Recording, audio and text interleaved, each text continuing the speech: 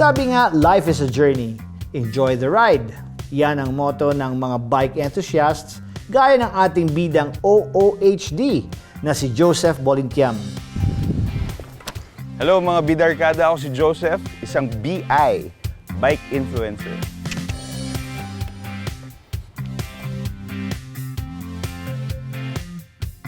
The first time I felt free was when I rode my bike. As in talagang kala ko, nabigyan na ako ng freedom na maglakwatsa at makapunta kung saan-saan dahil sa bike ko. Kung saan-saan na ako nadala ng pagbabike ko, nakapunta na ako sa mga iba't ibang probinsya dahil sa pagbabike. Madami akong nakilalang mga individuals at saka interesting people dahil sa pagbabike lang. At dahil nga you can't be sad while riding a bicycle, naisipan ni Joseph na magtayo ng sarili niyang tindahan ng bisikleta para ma-experience din ng iba ang happiness na dulot nito. So, dati tumira ako sa Marikina. So, yung mga barkada ko sa Marikina, nagsama-sama kami. Tapos, nagbuo kami ng grupo-grupuhan. Yun ang mauso naman dati. So, dahil doon sa barkadahan yun, lagi kaming nagkakalikot ng bike, nagpipintura kami ng mga bike, tapos nagbubuo kami ng kung ano-ano. And then yun, nabuo yung Valley Bikes. Tapos sabi namin, saan natin lalagay yung mga pictures natin? Dapat meron tayong isang website, ganyan. So, ginawa namin yung Valley Bikes. Hanggang naging .net na siya. Tapos, ayun, lahat ng mga adventure namin sa pagbibisikleta, lahat ng mga ginagawa naming bisikleta, nandun lahat sa Valley Bikes. Yung business side, sabi namin, may website na tayo. Paano natin sayang naman kung puro content lang yung ilagay natin dyan, yung mga pictures lang natin, saka yung mga articles. So, ginawa namin ng scheme na kung saan pwede din kaming maging money-making device. So, una, nagbubuo kami ng bikes. And then, eventually, kasama ka na namin, syempre magbabike tayo together. So, ang ginawa namin, yung mga bikers, sinasamahan namin sila sa mga trails, sa mga bike routes, na mga napupuntahan namin magagandang lugar. Sinasama namin sila para mag-enjoy sila sa pagbabike. So, yun, naging guided tour, bike tours na kami. Nag-partner ako sa mga magagaling na tao to guide us and to be actual tour guides around the Philippines. We make biking fun and easy for all those who want to try biking. At sa mga gustong maging OOHD tulad ni Joseph, ito ang tips niya para ma-enjoy ang ride. The first tip that I want to emphasize on cycling is that you should wear a helmet. Kahit ano pang helmet yan, basta protect your head. Always protect your head. Kasi sa quality ng helmet, saka sa ganda ng helmet, sabi nga nila, binabayaran mo yung proteksyon ng ulo mo. Lagi niyong tatandaan kapag nagbabike, lalo na if you use it to commute, is to be aware of your surroundings. Dapat medyo laging defensive biking. Ako nga, lagi kong sinasabi sa mga articles ko, act like a ninja as if hindi ka nila nakikita. So, medyo defensive riding ka kasi syempre pag may mga sasakyan or may mga motor, baka hindi sila aware sa'yo. So, dapat kung ikaw yung aware sa kanila, makakaiwas ka. Ang isang napaka-importanting bagay kapag nagbabike is you can't live without water. Whether ganitong tubig or nasa bottle lang, basta dapat lagi kayo may dalang tubig. Kasi minsan hindi nyo namamalayan na di-dehydrate na pala kayo. So, dapat iinumin nyo yung tubig nyo. Pagpawis na kayo, inom kayong tubig kasi kesa ma-heat stroke. Kailangan din may eye gear kasi ang eye gear, hindi lang siya pamporma, hindi lang siya kumbaga para maging pogi. Kailangan yan para maprotektahan yung sarili mo mula sa sun, sa dust.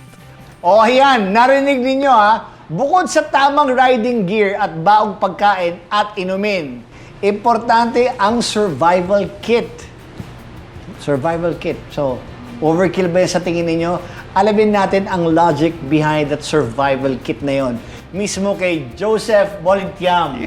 Joseph, welcome to Bida Kayo kay Aga. Hello. Thank you. Sa mga hindi nakakaalam, bago ko dito, si Joseph ay isang writer. Nagsulat din siya sa aking show dati, kasama ko siya. Ngayon, siya na ang interviewin ko. Kasi hindi nila alam meron nangyari sa kanya na Kahit ako, nung narinig ko yun, medyo kinilabutan ako kasi parang nakaka-nervous yun. Kaya hindi mo akalain mangyayari sa mga nagbibisikleta to, no? Pero nangyayari sa kanya. Ikaw lang yata kauna-unahang nangyayari yung ganyan. It's just one afternoon ride. So mabilis lang dapat yung ride. Parang mga 4 hours ride. 4 hours, okay. We will traverse Mount Ubu. Okay. So may kasama kaming foreigner, may guest kami. So ang nangyari, nauna yung foreigner, kaming dalawa. And then we had the crew, the other bikers, Okay. my friends. Kasama namin pati yung guide. Na ano kami, na off the track kaming dalawa ng foreigner. Yung foreigner. So sabi ko, balikan natin, babalikan ko sila. Wait lang. And then that happened. Ano nangyari sa'yo? Nawala ka. Hindi ko sila mahanap. So, tas nung mga bandang hapon na, with my experience in Ugu, malamig sa Mount Ugu. Yes, oo. Tapos uulan. I saw the clouds, mukhang uulan.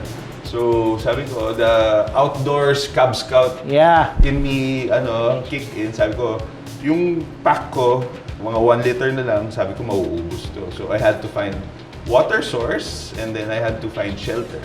So I guess that's one also sa isang advice din sa lahat na nagaganyan, ano? In any situation of emergency, first things first, is don't panic. Kasi nandiyan na yan.